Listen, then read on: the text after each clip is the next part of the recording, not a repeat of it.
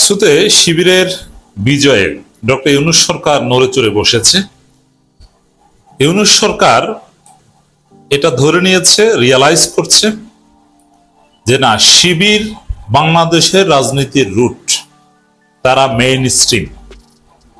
কোন একটা ঘটনা ঘটিয়ে তাদেরকে এক্সক্লুড করে দিব অথবা এই জায়গা থেকে তাদেরকে ডিপ্রাইভ করব, মেকানিজম করে অন্য কাউকে দিয়ে দিব, সেই যুগান নাই।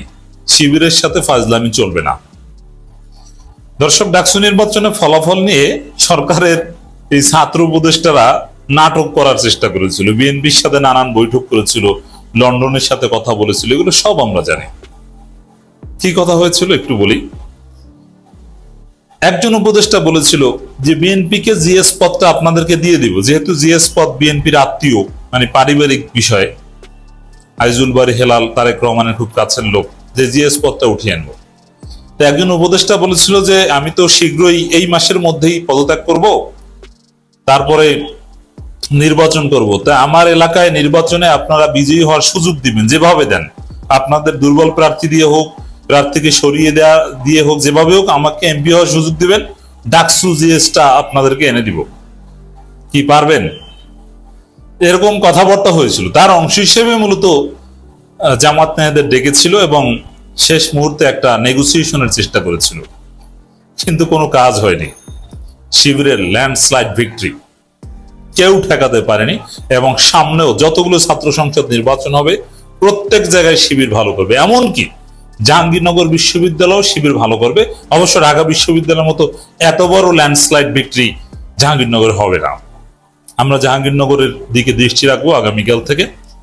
তো দর্শক দেখেন, সরকারও ভেবেছিল না শিবির তো এতগুলো পাবে না, এত দেওয়া যাবে না, শিবির ঢাকা বিশ্ববিদ্যালয় কিছু নিয়ে শান্ত থাকবে, আর ঢাকা বিশ্ববিদ্যালয় থাকবে এনসিপির ছেলেদের নিয়ন্ত্রণে, এরকম একটা ভাবই ছিল তারা। এবং সরকারও এটা ধরে নিয়েছিল যে এনসিপির ছেলেরা ঢাকা বিশ্ববিদ্যালয়ের নেতৃত্বে থাকবে। আসিফ নজরুল বাংলাদেশের পতাকা আপলোড দিয়ে ছাত্র দলকে সমর্থন করেছিল যে তারা বাংলাদেশপন্থী, আর জামাত শিবির হচ্ছে পাকিস্তানপন্থী। সরাসরি তো বলতে পারেন না, আসিফ নজরুলের আকীদা আমরা জানি না, তিনি ঘাতক দল নির্মূল কমিটির লোক। এবং এই হাসিনা আমলে, হাসিনা পতনের আগে আগে জামাত শিবিরকে বলেছিল যে তাদেরকে চাপাতি মার্কা দেয়া হোক, এর মানে এরা রক কাটে, এরা কোপায়, এই ধরনের ন্যারেটিভ নির্মাণ করছে আসিফ নজরুল। এমনকি আন্তর্জাতিক অপরাধ ট্রাইব্যুনাল নিয়েও নাটক করতে চেয়েছিল। তো পরে যখন দেখছে যে না, অবস্থা খারাপ, ঢাকা বিশ্ববিদ্যালয়ে যেখানে শিবিরে এত বড় বিজয়, একক কোন প্যানেল ইতিহাসে এত বড় বিজয় অর্জন করতে পারেনি যেটা শিবির করেছে। এর মানে শিবির কি? দুইটা প্রমাণ। একটা হচ্ছে শিবির কি এটা সবচাইতে ভালো জানে হাসিনা, হাসিনার চাইতে ভালো কেউ শিবিরকে চেনে না। হাসিনা টের পেয়েছে কত গোয়েন্দা তৎপরতা, কতভাবে ঠেকাও ঢাবি শিবির, শিবির ট্যাগ, নির্যাতন করো, হত্যা করো, আবরার ফাহাদকে হত্যা করো, কত ঘটনা, চোখ উপরে ফেলে দাও, গাড়ির নিচে চাকার নিচে পিষ্ট করে দাও, ক্রস ফায়ার দাও, কত ঘটনা ঘটেছে। ঢাকা বিশ্ববিদ্যালয়ে যখন ছাত্রলীগের কমিটি দিত, কত স্ক্রুটিনাইজ করতো আমার চোখের সামনে। আমি নিজে গণভবনে হাসিনার সাথে দেখা করেছি। তাহলে বুঝুন কত চেষ্টা। কিন্তু ছাত্রলীগের অনেক নেতা শিবির, এবং ওই ছাত্রলীগের মধ্যে ঢুকে হলে থেকে শেখ হাসিনা ছাত্রলীগের 14 গোষ্ঠী জয় বাংলা করে দিয়েছে শিবির। অতএব শিবির কি এটা হাসিনা সবচাইতে ভালো জানে। হাসিনা যদি বাই চান্স জান্নাতেও যায়, এই জালেম জান্নাতে যাবে না, তারপরও যদি যায়, সেখানেও শিবিরের নাম শুনলে আটকে উঠবে, ওই শিবির আমার 14 গোষ্ঠীকে জয় বাংলা করে দিয়েছে। এবং ওই যে উপদেষ্টারা, মাহফুজরা, মনে আছে, শিবিরকে প্রতিশোধ নিবে, পূর্বপুরুষদের চাইতে কঠিন পরিণতি ভোগ করতে হবে, সতর্ক করে দিচ্ছি, ছাড় নাই, কত হুমকি। ঢাকা বিশ্ববিদ্যালয় শিবিরের খবর আছে। এখন মাহফুজও নড়েচড়ে বসেছে। আর কি জিল্লতির লাইফ লিড করছে মাহফুজ জানেন? ও বোতল খেয়েছে, সান্ডা মাহফুজ, অথচ ওই ছেলে নিজেই শিবিরের সাথী। ওর কাছের লোক আব্দুল কাদেরকে বিবি বানাবে, কত স্বপ্ন। এখন কি হয়েছে? এখন ওদের ঘুম আসে না। আসিফ নজরুল এখন প্রকাশ্যে অভিনন্দন জানায়। এর মানে এই মাহফুজ, আসিফ নজরুল থেকে শুরু করে আসিফ মাহমুদ, এমনকি ডক্টর ইউনূস নিজে সবাই আশ্চর্য, অবাক। আসলে হাসিনা যা বলেছিল ওইটাই ঠিক। হাসিনা সবকিছুতে শিবির দেখত, আর শিবির আসলেই তাই হাসিনার মসনদ একদম চূর্ণ বিচূর্ণ করে দিয়েছে। শিবির এককভাবে শেখ মুজিবের কোনো মূর্তি ভাঙেনি, কিন্তু শিবিরের যে মেকানিজম, তার ফলে শেখ মুজিব নিশ্চিহ্ন হয়ে গেছে। ওদের ৭১ ব্যবসা নাই। একটু খুশি হয়েছিল যে না, কি হয়েছে, বিএনপি তো আবার ৭১ ব্যবসা ধরেছে, ভারত তো ধরে রেখেছে, ইন্ডিয়ান হেজিমনি আছে, কিন্তু তাও জয় বাংলা। তো এগুলো এতদিন ছিল মিথ, যে ঢাকা বিশ্ববিদ্যালয় শিবিরের হাতে হাসিনার ১৪ গোষ্ঠী জয় বাংলা, আওয়ামী লীগ, ছাত্রলীগ, শেখ মুজিব, ওদের ইন্ডিয়ান ন্যারেটিভ সব জয় বাংলা। কিন্তু এখন প্রমাণিত হয়েছে যে শিবির কি ডাকসু নির্বাচনে। তো এইটা দেখে ওই আসিফ নজরুলদের মতো বাটপার যারা, তারা এখন সুর চেঞ্জ করছে, তারা এখন শিবিরকে অভিনন্দন জানাচ্ছে। অথচ যদি শিবির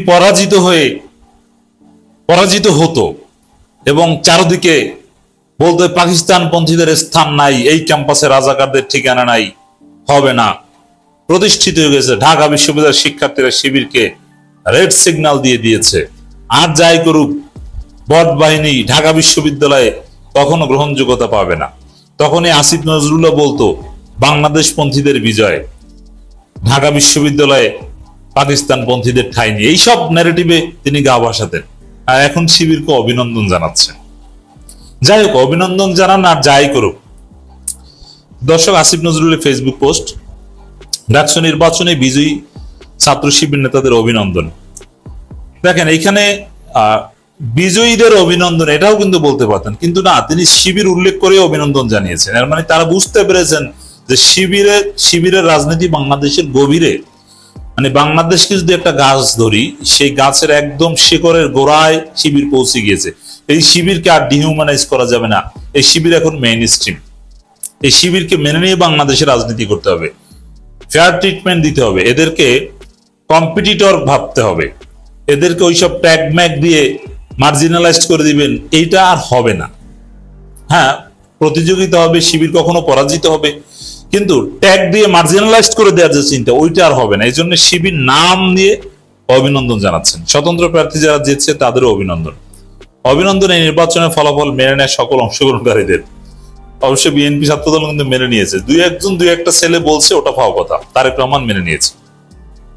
ছাত্র শিবিরের বিশাল বিজয় নিয়ে নানান বিশ্লেষণ চলছে। এখন আমি শুধু একটা কথা বলবো, এই নির্বাচনের মাধ্যমে ট্যাগ দেওয়ার রাজনীতির ভূমিদশ পরাজয় হয়েছে। ওরে বাবা, আপনি নিজেই তো বাংলাদেশের পতাকা আপলোড দিয়ে এক প্রকার ট্যাগ দিয়েছেন যে ওরা বাংলাদেশপন্থী, ওরা পাকিস্তানপন্থী। এখন সুর ঘুরিয়েছেন, মানে আপনার মধ্যে নড়াচড়া শুরু হয়ে গেছে। হাসিনার আমলে শিবির ট্যাগ দিয়ে অগণিত শিবির কর্মী সাধারণ ছাত্রদের প্রতি অমানসিক নির্যাতন হয়েছে। শিবির সন্দেহ পেটানোর পর পুলিশ সোপর্দ ঘটনা ছিল নিত্য নৈমিত্তিক। আমি অবিরাম ভাবে তীব্র প্রতিবাদ করেছি, নানান হুমকি ও আক্রমণ এসেছে, কখনো থামিনি। হ্যাঁ, আবরার ফাহাদ হত্যাকাণ্ড, এগুলোর নিয়ে তিনি যথেষ্ট কথাবার্তা বলেছেন। আবু বকর হত্যাকাণ্ড নিয়ে 2024 সালের ফেব্রুয়ারিতে এই থিমের উপর আমি আবু বকর নামের উপন্যাসও লিখেছি। এক বইমেলাতেও এটি 11 বার মুদ্রণ করতে হয়েছিল। তখন এর কারণ বুঝিনি, এখন বুঝতে পারছি। শিবির নেতাদের প্রতি আমার অনুরোধ, গণঅভ্যুত্থানকারীদের সবাই নিয়ে একসাথে কাজ করুন। হ্যাঁ, ঠিক আছে। সলিমুল্লাহ হলে জুমার নামাজ পড়তে যাওয়ার সময় হলের ভেতর দিয়ে যেতাম, বারান্দা, চৌকি, মশারি আর যাই হোক নানান প্রত্যাশার কথা বলেছেন। মানে শিবির কি ভালোভাবে এবার ডক্টর ইউনূস সরকার এই আসিফ নজরুলরা টের পেয়েছে। ডাকসু নির্বাচনে বাংলাদেশ ইসলামী ছাত্র শিবির ঢাকা বিশ্ববিদ্যালয় শাখার যে নজিরবিহীন বিজয়, এর একটা সিগনিফিকেন্ট প্রভাব পড়ছে জামাত ইসলামীর উপর, অলরেডি পড়েছে মুহূর্তের মধ্যে। এটা এতটাই বড় প্রভাব যে জামাতের যে প্রচলিত রাজনীতি বা যেটা গত 85 বছর যাবত করে আসছে, 84 বছর থেকে 85 বছরে পড়েছে জামাতের বয়স, এটা এখন থেকে থাকছে না। এটা বড় ঘটনা ঘটে গিয়েছে।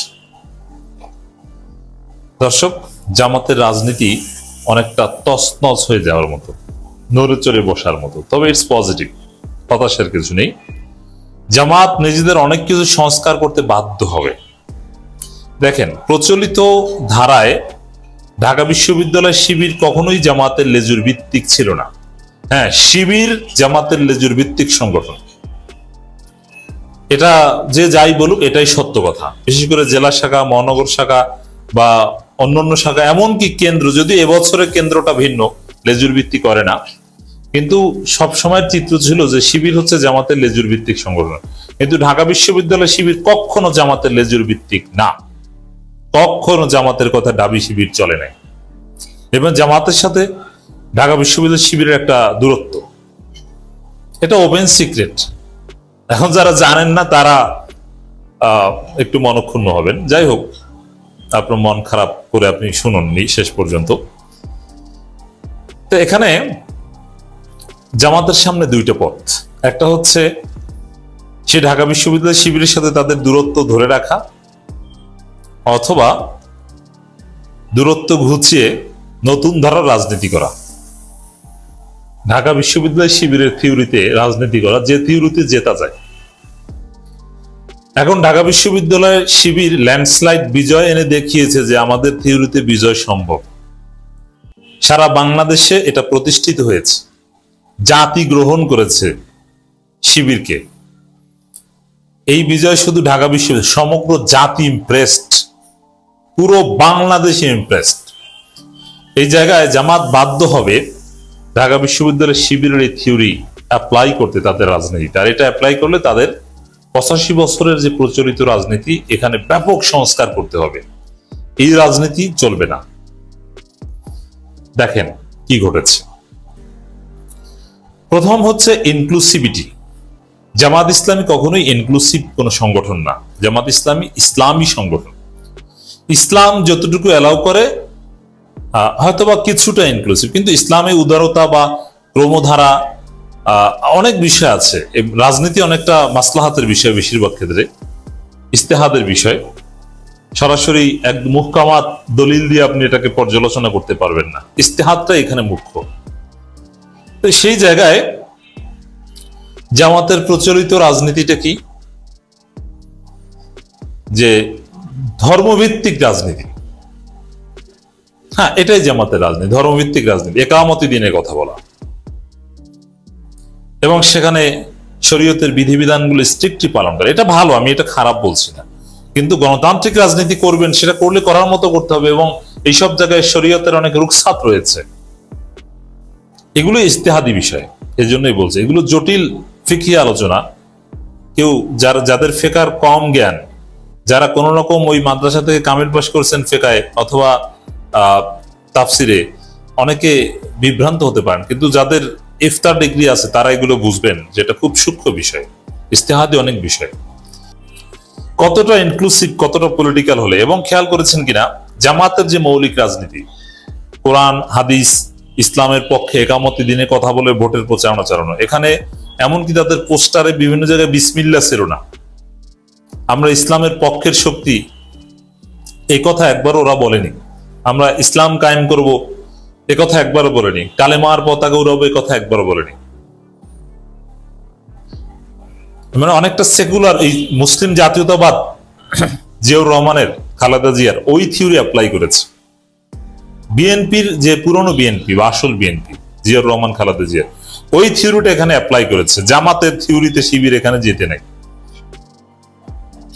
তবে হ্যাঁ, জিয়াউর রহমানের চেয়ে কিছুটা আলাদা ছিল। এখানে শিবির সর্বোচ্চ নারাই তাকবীর স্লোগান দিয়েছে, আর হিজাবের রাইটের পক্ষে কথা বলেছে, এমনকি হিজাব না পড়ার রাইটের পক্ষেও কথা বলেছে, দিল্লির আধিপত্যবাদের বিরুদ্ধে কথা বলেছে।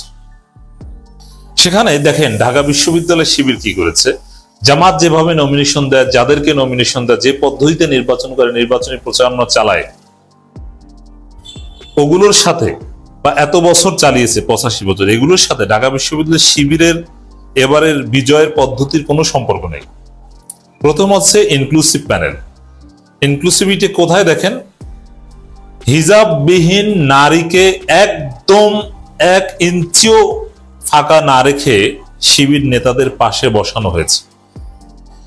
শিবির নেতারা নারী হলের ভিতরে গিয়েছে, মেয়েরা সেলফি তুলেছে, সাদিক কায়েমরা হাসাহাসি করেছে, হেসেছে, সালাম দিয়েছে, জাস্ট হ্যান্ডশেকটা বাকি, আর সব করেছে, তাকিয়েছে, চোখে চোখ রেখে কথা বলেছে। এবং ওই মেয়েদের ইমপ্রেস করার জন্য বিড়ালের ছবি নিয়ে ছবি তুলেছে, এবং ওই মেয়েরা যে সব সঙ্গীত পরিবেশ পছন্দ করে ওইগুলো গিয়েছে ওরা। অমুসলিম প্রার্থীদেরকে জায়গা দিয়েছে, নিজ দল না, শিবিরের সমালোচক, কিন্তু বৃহত্তর স্বার্থে তাদেরকে একদম নিজেরা নমিনেশন দিয়েছে। জোট না, বিএনপির সাথে জোটের মতো না, নমিনেশন দেয়া সরাসরি, মানে জামাত এমপি ক্যান্ডিডেট নমিনেশন দেয় ওরকম করেছে। কতটা ইনক্লুসিভ বুঝতে পারছেন? এই পর্দার বিষয়টা, হিজাব নন হিজাবের বিষয়টা, এবং বিজয়ের পর চিত্রটা দেখেছেন, হিজাবি নন হিজাবি কিভাবে একে অপরকে জড়িয়ে ধরেছে। এবং যখন রোকেয়া হলে সাদিক কায়েমের ফলাফল ঘোষণা করা হলো, রোকেয়া হলে মেয়েদের চিৎকার, কতটা ইনক্লুসিভ। কিন্তু হিস্ট্রিক্যালি নারীরা, বিশেষ করে উচ্চশিক্ষিত নারীরা জামাতের কাছে কখনোই মানে জামাত তাদের কাছে গ্রহণযোগ্য ছিল না, তারা জামাতকে ভোট দিত না। কিন্তু এবার শিবির কি করেছে দেখেছেন, কিভাবে উচ্চশিক্ষিত নারীদের ভোট পেয়েছে, নারীদের সমর্থন পেয়েছে, অমুসলিম নারীদের সমর্থন পেয়েছে, হিজাববিহীন নারীদের সমর্থন পেয়েছে, হিজাবি নারীদের সমর্থন পেয়েছে, সেমি হিজাবি নারীদের সমর্থন পেয়েছে। হ্যাঁ, ইসলাম এরকমই, এটাই ইসলামে জায়েজ। এই জন্যই প্রথমে ফিকি আলোচনাটা করেছি। কেন জায়েজ? মদ হারামের ইতিহাস দেখেন, মক্কার ইসলাম দেখেন। রাসূল সাল্লাল্লাহু আলাইহি ওয়াসাল্লাম যখন প্রথম নবুয়ত পেলেন তখন তো অনেক কিছুই ছিল না, অনেক মদ খাওয়া তখন জায়েজ ছিল, নামাজ ছিল না, পর্দা ফরজ হয়নি, ধীরে ধীরে ধীরে ধীরে হয়েছে। তা আপনি চাইলেও ঢাকা বিশ্ববিদ্যালয়ে সেই মদিনার পূর্ণাঙ্গ ইসলাম আনতে পারবেন, এখানে মক্কা থেকে স্টার্ট করতে হবে। এই জন্য এটা জায়েজ, এটি এই জন্য আপনাকে ফিকহ বুঝতে হবে। এখন ক্ষমতার রাজনীতির জন্য, জামাত যেহেতু রাজনীতি করে ক্ষমতা আসার জন্য, রাজনীতি করা মানেই ক্ষমতা আসার জন্য। জামাতের কিছু কিছু মূর্খ কেন্দ্রীয় নির্বাহী পরিষদ নেতা বলেন যে আমরা ক্ষমতা আসার জন্য রাজনীতি করি না। আমি বলি যে ওরে নির্বাহী পরিষদ থেকে সরিয়ে দেন, এই রাজনীতি বুঝেই না। এ কথা যে বলে সে মুনাফিক। রাজনীতি মানেই ক্ষমতা আসার চেষ্টা, ক্ষমতায় আসার জন্য রাজনীতি না করলে ওটা কোনো রাজনীতি না। এখন এই জায়গায় শিবিরের এই থিওরি সফল। সারা দেশে তরুণ প্রজন্ম, জেনজিদের ভোটার, নামাজি, বেনামাজি, গায়রে নামাজি, কিছু বিড়িখোর, সব বিড়িখোর, সবার ভোট পেতে হবে।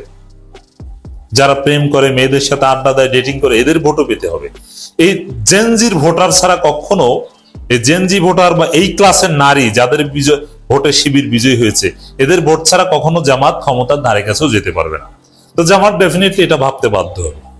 আর এইটা ভেবে শিবির যে থিওরি অ্যাপ্লাই করেছে, অনেকটা জিয়াউর রহমান খালেদা জিয়ার মতো, অনেক মানে মুসলিম জাতীয়তাবাদ টাইপের, এখানে ফুল ইসলামী রাজনীতি না, অ্যাটলিস্ট নির্বাচনী রাজনীতি। জামাত দল হিসেবে মৌলিকভাবে একামতে দিনের জায়গায় থাকতে হবে, থাকা উচিত, পরিপূর্ণ ইসলাম চর্চা করবে এবং তাদের নেতাকর্মীদের পরিপূর্ণ ইসলামী তরবিয়ত দিতে হবে, এবং এটা আরো স্ট্রিক্ট করতে হবে, রোকন বাড়ানো কঠিন করতে হবে, সভ্যতারে বাড়াতে হবে, পর্দার বিধান আরো স্ট্রিক্টলি অ্যাপ্লাই করতে হবে। কিন্তু নির্বাচনী রাজনীতিতে এভাবে নারীদের নমিনেশন দিতে হবে, হিন্দুদের নমিনেশন দিতে হবে, আপনার পন্থী কিন্তু আপনার রোকন না, তাকে নমিনেশন দিতে হবে। এই 85 বছর এগুলো, এই প্র্যাকটিস গুলো ছিল না। তো জামাত এই যুগে সংস্কার করে চলতে বাধ্য হবে। এখন যে প্রচলিত এতদিনে যে রাজনীতি, এটা ডাকসু নির্বাচনের পর চলবে না, জামাতের তরুণ প্রজন্ম মানবে না।